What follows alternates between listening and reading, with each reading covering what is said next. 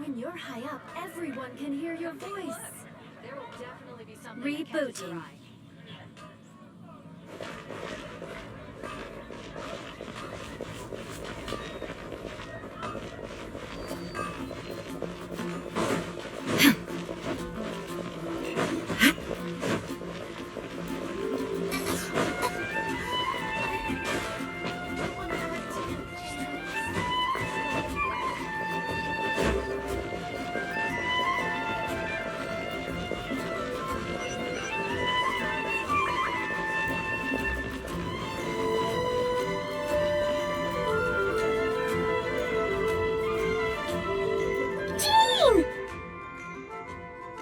Hello, you two. I'm glad you got my letter. Durin's awake and waiting on the bench over there. I'm here if you need help. Just give me a shout. Don't worry about us. We'll be fine. Oh, hey, you two. I just remembered what happened right before I passed out. Thanks for holding me back. I shudder to think what might have happened if you hadn't. I'm fine now. It's just... a lot of people seem to have forgotten me. Don't worry. We'll figure out a way to fix this. Why don't you start by telling us what happened? It felt so strange. After I realized no one recognized me anymore, I suddenly felt like I'd completely lost contact with my body. Abyssal power lies sealed within this body I inhabit. So when I lost my connection to it, I lost control of that power too. It wasn't until I heard everyone calling my name that I was able to reconnect with my body. You lost contact with your body? Does that mean there's something wrong with it? Sounds like we need Albedo more than ever. I don't think the problem lies in Albedo's alchemy. Huh. But then, why are people forgetting you? Guess that's what we need to figure out. That means we need Alice for sure. But it's been ages and she still hasn't been in contact. Now would be a really good time for a hint. How could the story's budding branches even hope to reach beyond the towering walls? Leaving the castle, the witch went off in search of the tallest, grandest tree in the whole world. High up in the canopy of that tree, she sought a resting place, a refuge where the little sapling might take root. Go to that place, for it was there that the sapling felt its first breath of wind. Huh? Was that another clue? Does that mean the story isn't over yet? Leaving the castle. It just occurred to me. If this story is all about my own experiences, then wouldn't what happened after I left Simulanka be part of it too? But how could she possibly know exactly what would happen? And even if she did, how could we know when the story was complete? Yeah.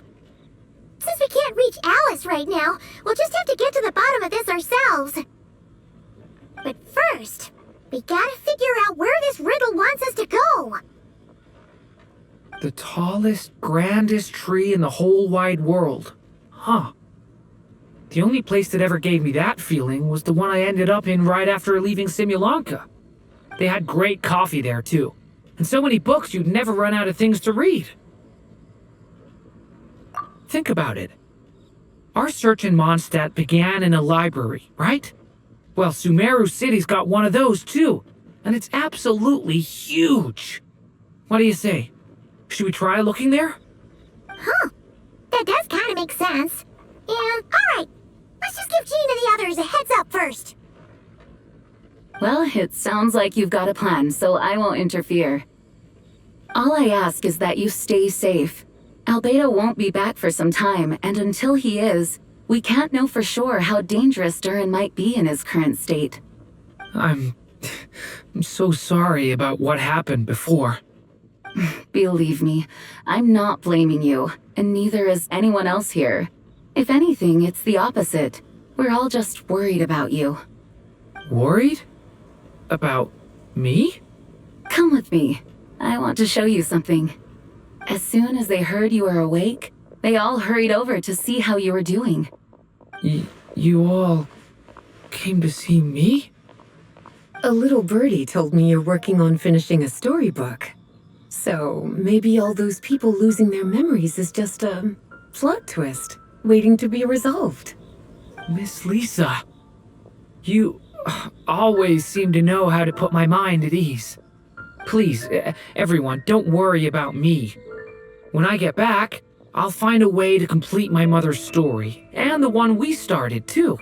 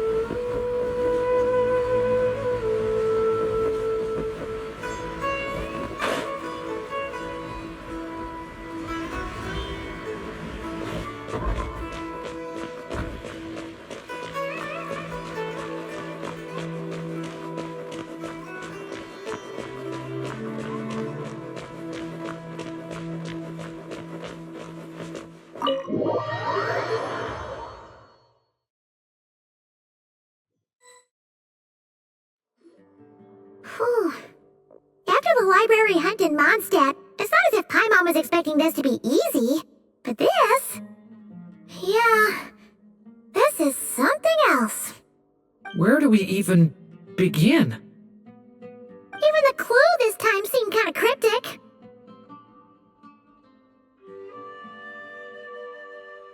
Yeah. Guess the best we can do is stay on the lookout for more weird things going on.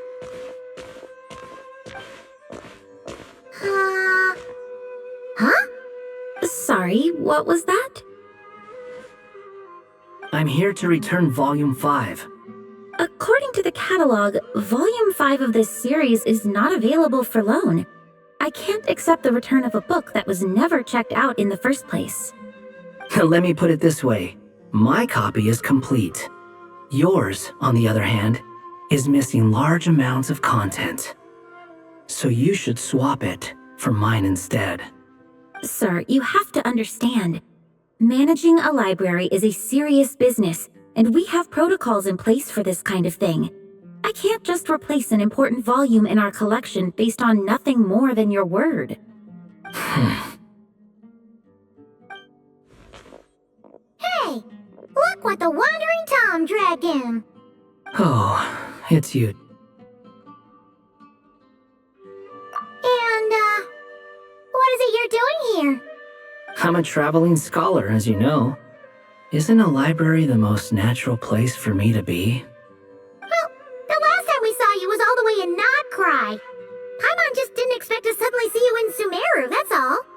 There were some things I needed to come back and take care of. Some documents had gone missing, so I tracked them down, restored them to their original condition. And now, I'm here to return them. And considering what I'm planning to do next, it feels like a weight off my shoulders. What's going on with you, huh? You look like a kicked puppy. Hat Hat Guy. Ah, at least you haven't forgotten about me. What's that supposed to mean?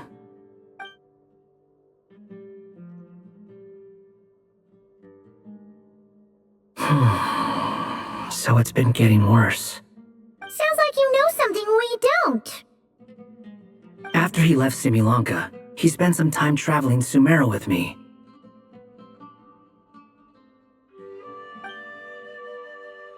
I was working on several texts at the time, and I stumbled upon something strange. Anytime Durin of Similanka was mentioned, before long, the record would disappear. Which means, all the remaining records on Durin are about the evil dragon that fell on Dragonspine. How do you even discover that? If I remember correctly, Hat Guy loved the time he spent in Similanka so much that he started writing a travel log. That's besides the point. The fact is, you're not affected by the ley lines of this world. I'm sure you can grasp the implications of what that means. His case is different from mine. It's more like the world itself refuses to accept his existence. It started with a few written records, but now, it sounds like it's spread to people who never met him or didn't know him well. At this rate, the whole world might forget him altogether. The whole world? But that includes all my friends in Mondstadt, and even Hat Guy, too. So that's what you've been worried about all this time? Why didn't you just tell me? There are more important questions right now, like figuring out how to fix this. That mage clearly cared a lot about her child. She left that book behind for a reason. If you want answers, isn't that the place to find them? You think that didn't occur to us already? Problem is, we need to find the memory that unlocks the next chapter first. Mind if I take a look? I just want to know what secrets this book is hiding. Besides, I've run into a bit of red tape, so I've got time. Of course. Be my guest.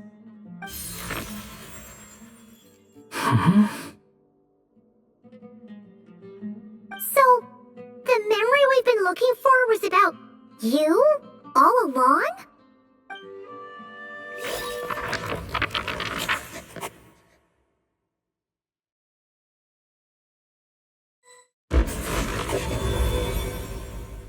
The little dragon became companions with a stray cat with dark blue fur.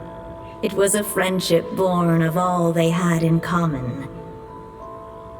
He left his castle at the stray's invitation, setting out to explore the world beyond its walls.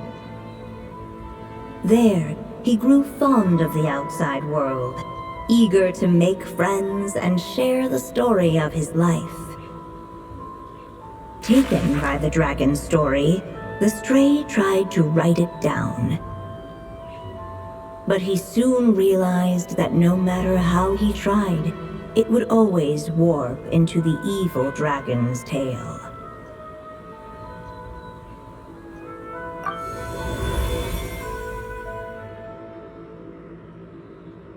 So, this is the world where this chapter takes place? Looks like we're at the top of some kind of gigantic tree.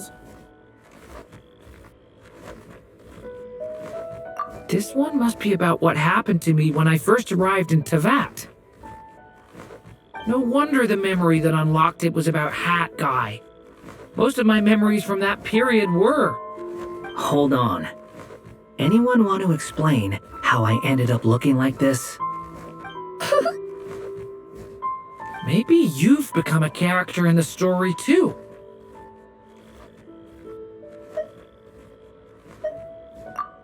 You see me as a stray cat? A wandering Tom, to be exact. You should count yourself lucky. Of all Durin's friends, your character is by far the most memorable. Maybe it's because I've known Hat Guy for longer, so my impression of him is more vivid than the others. Vivid? Then how come you haven't changed one bit? Guess that means the impression the traveler left was so vivid, it didn't need changing.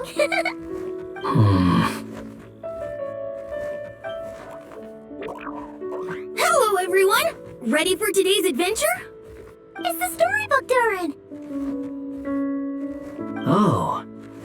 So you're not playing yourself in this one? Does that mean the two of you have even more memorable roles to play?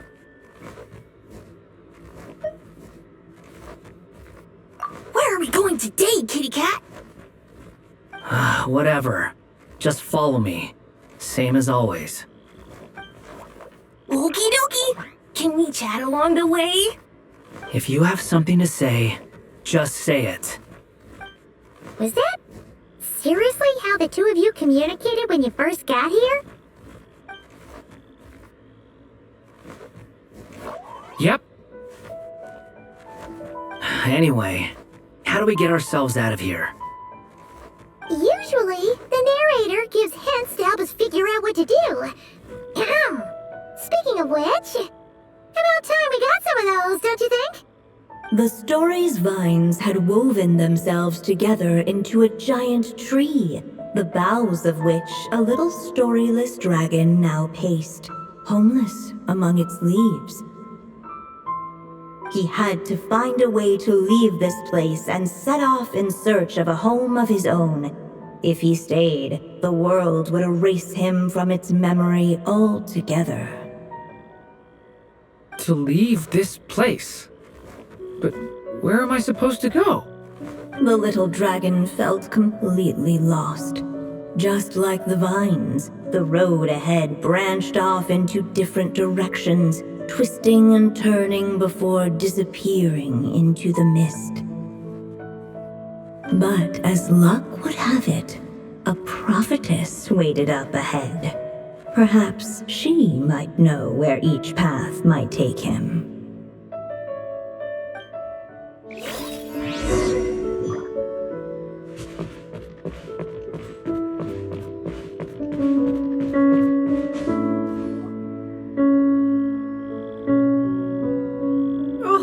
You must be the little lost dragon. It's true. My friends and I are lost. This meeting was no accident. The prophetess was in fact the seer witch, here to present her promised gift. The seer witch? Oh yeah! That's Mona's teacher, right? The old hag? Insolent child. I am the seer witch, your prophetess, not some old hag. Sorry! Now, little lost dragon, I have come to bestow the gift I once promised. A prophecy. A prophecy? Hear me now, for my prophecy is this. One day, the dragon from beyond the castle shall be reborn, and none may avert its coming. The wind took the prophecy and swept it off into the distance. And so, the little dragon was shown a path to wander. As far as I remember, once that alchemist from Mondstadt learned about the prophecy, he chose to stand with you against the evil dragon. So, what does any of this have to do with you being forgotten? Oh, wise witch of prophecy! Could we trouble you with another question? As enigmatic as she was elegant, the seer witch spoke no more, for her thoughts had long since returned to the starry firmament above. Just when we actually needed her. The seer witch was my mother's friend, so the prophecy she just gave should turn out to be helpful. Well, it's not like we've got better options. But if all we need to do is leave this place, which path should we take? Why don't we take a look around?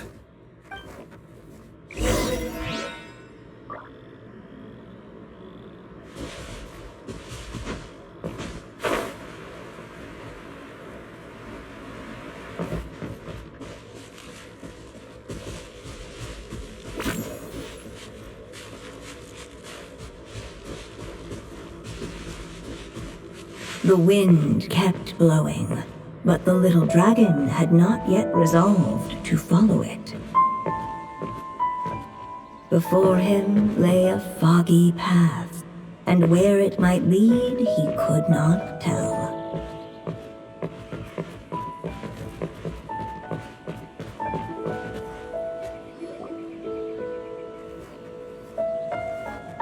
If we go this way, we'll be heading back to Mondstadt, just like we planned. Out of all the options so far, this seems like the safest, right? At least we know what happens next. He helps stop the evil dragon from returning, gets a new body, makes a whole bunch of friends, who all just forget about him. But you didn't forget, Hat Guy. I'm just saying, choosing this path wouldn't solve the main problem. You'd still end up being forgotten. Huh.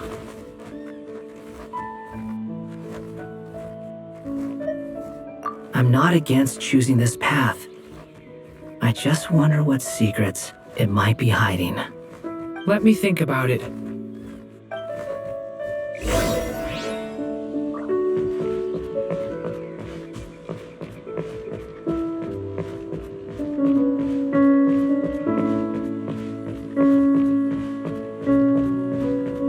I still think you should keep going, little dragon. If you leave the castle, you can accomplish something amazing and make a bunch of friends along the way. Really? Then let's go! Unable to preserve his story, the little dragon wandered astray. Fortunately for him, a certain prophetess had left behind a prophecy to guide him. The wind took the prophecy and swept it off into the distance, and so the little dragon was shown a path to wander. Following the wind's guidance, the little dragon made his escape. In turn, the prophetess affirmed the little dragon's choice, leaving an extra secret as her parting gift.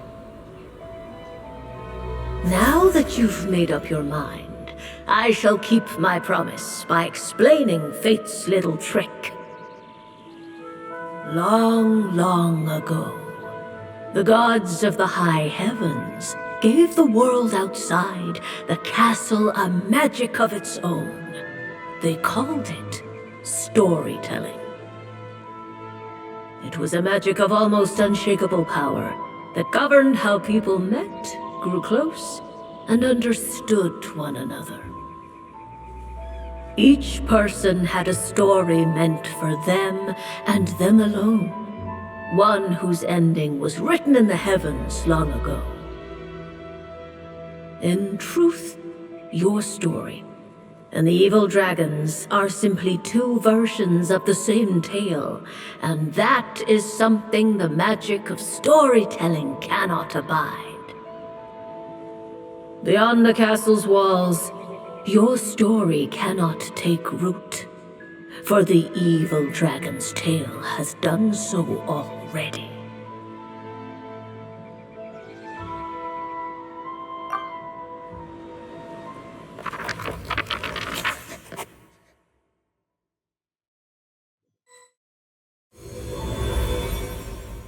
So, that was the secret?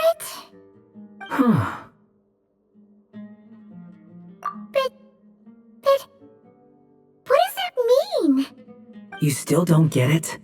Simulanka Durin and Tevat Durin share a special kind of connection. Their fates are mirror images of one another. While they were in two separate worlds, there may have been some mutual influence, but their fates were independent. But when Simulanka Durin came to Tevat, a version of his fate already existed there. So, how can two fates exist at the same time? The answer is, they can't. The rules of this world don't allow it. You can't return a book you never checked out in the first place. So, what's Durin supposed to do? Those mages seem to have come up with quite the ingenious solution.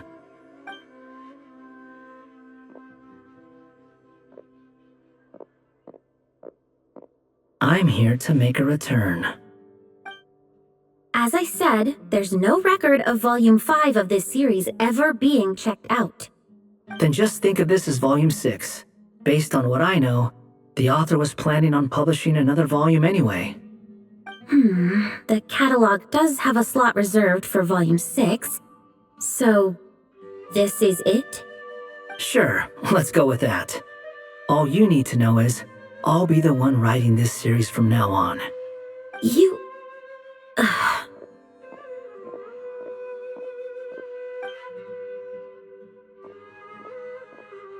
are you up to this time? Remember the red tape I mentioned before? Well, I just took care of it. Now, I guess you'll be off to see your alchemist friend? It should be pretty obvious by now. He has the answers you're looking for. Well, we do have a whole bunch of things to confirm with Albedo, that's for sure. But didn't Jean say he'd be gone for quite a while? I'll join you. Just let me know when it's time to go. Hat guy? Don't sound so surprised. I'm part of this story too, aren't I? I'm just playing my role. Well, yeah. But it's not that. I just feel like you want to help, but something's holding you back. When I first realized you were being forgotten by the world, I thought it might be because you spent too much time with me.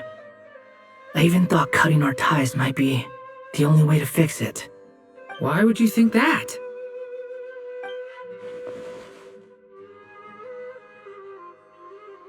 It doesn't matter now. Judging from the answer this book has given us, I was probably overthinking it.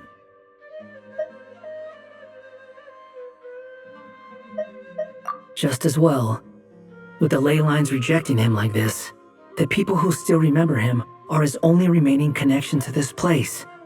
If that last fragile tie was broken, who can say what devastation his unbound body might unleash? And to think I'm one of the people keeping you here, instrumental in helping change your fate. Can't say I saw it coming. Well, if it's good enough for Hat Guy, it's good enough for me.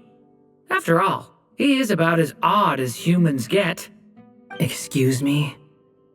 With some people, even if you try asking a simple question, they'll always give you a complicated answer. And the more you ask, the more complicated it gets. Truth is, Hat Guy's just that kind of guy. Whatever. All I needed was a yes or no, so we can quit it with all the back and forth.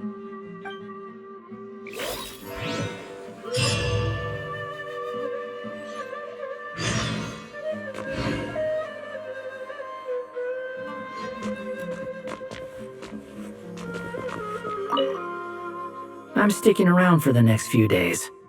So, when it's time to go, you know where to find me.